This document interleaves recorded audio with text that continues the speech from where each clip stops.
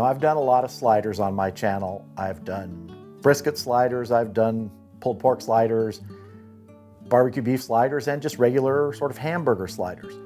But I don't think I've ever done a pork belly slider. So that's what we're gonna be doing.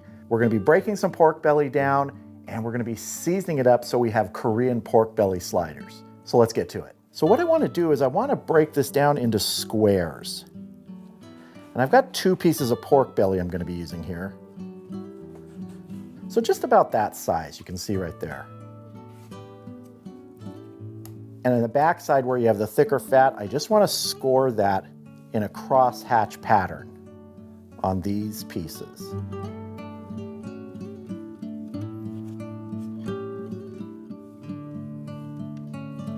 Get our other piece out here. Same thing. This one's a little bit bigger in this direction, but that is okay. All right, let's get these seasoned up.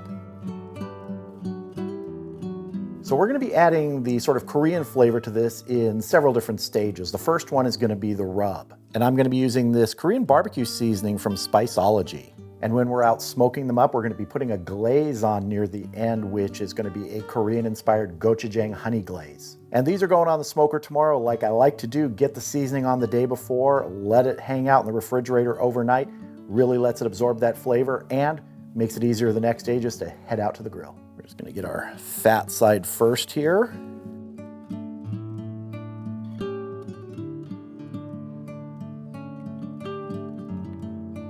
And this is the tray that these are gonna be in the refrigerator on, and it's got a rack in it, helps keep them up off the bottom if any juice collects.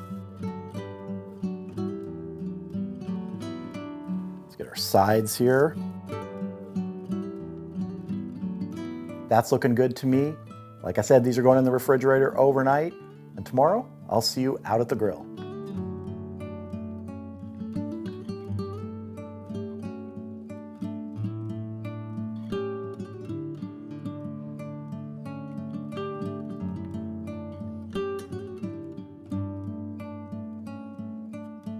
All right, the Weber kettle is up to temp. My target today is 250 to 275.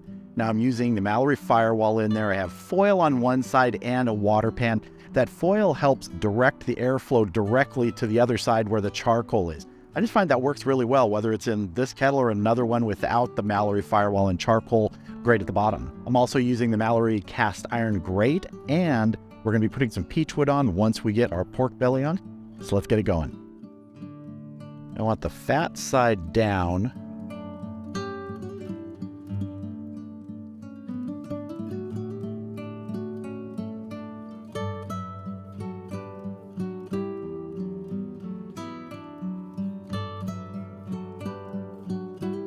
All right, let's get the lid on, get smoking. We'll come back in about an hour and check and see if we need to spritz.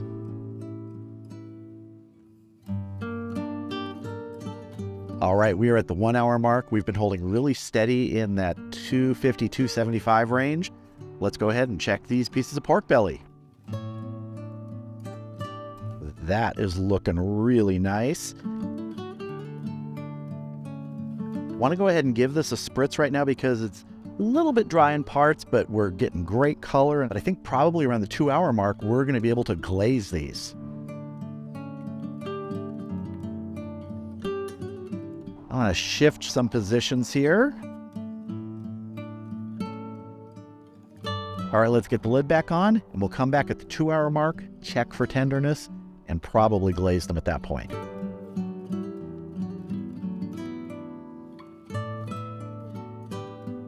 All right, it has been 2 hours total time now. Let's check our pork belly, see if it needs more time before glazing or if we're ready to glaze.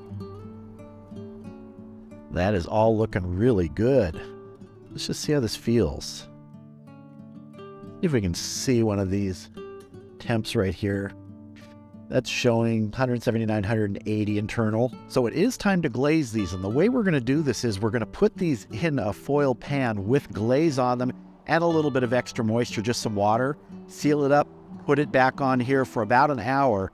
Then we'll take them back off, put them directly on the grate to sort of firm up that final stage. A little of our spritzing liquid or water into our pan. Get our pieces of pork belly in here. And some of them may stack, that's okay. Now the glaze I'm going to be using is a Korean-inspired glaze. It's a cup of honey and 2 tablespoons of gochujang paste. Gochujang is a fermented chili paste. We're just going to get this on here. I'm going to brush this around a bit. I'm not worried about getting anything on the fat side. That'll settle down in here into the liquid. Get some foil on. Back on the grill. We'll come back in an hour and we'll take those pieces out of the foil, get them back on the grill, kind of firm up, set that glaze. It's going to be terrific. All right, we've been going an hour in the foil pan. Let's get our pork belly pieces and that nice glaze on them out of there and back on the grill.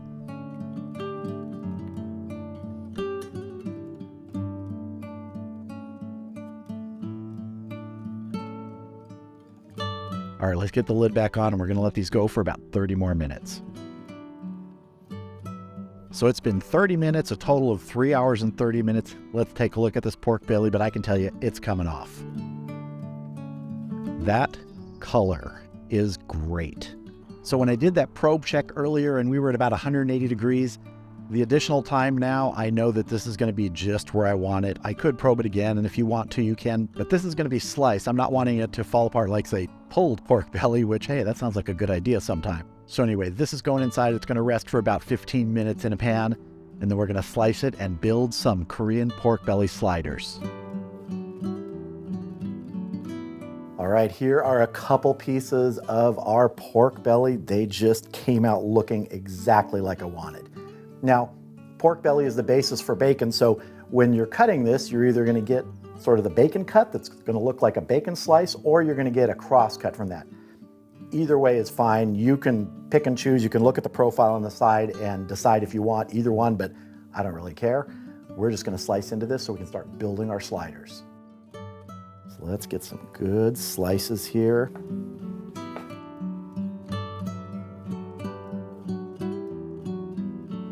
Yeah, I just want to get some nice edge pieces here to start with. Oh yeah.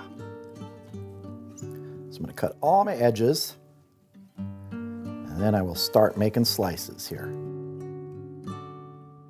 And you can slice these as thick or as thin as you want.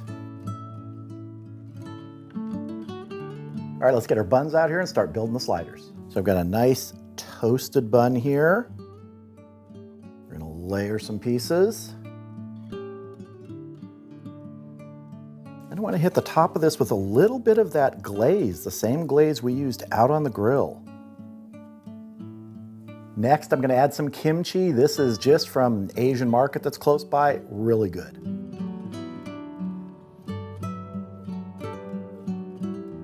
And we top it. That's our Korean pork belly slider. I'm going to make a few more, and then we are going to have a taste.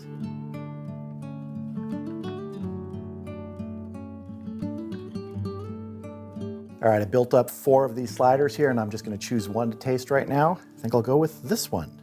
Here we go. Cheers.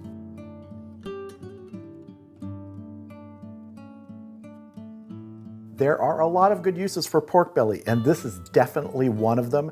The Korean flavors in here, that kimchi especially at the end. And if you don't like kimchi, you don't have to add that. You could put some pickled red onions or something like that, but I think it just brings this all together.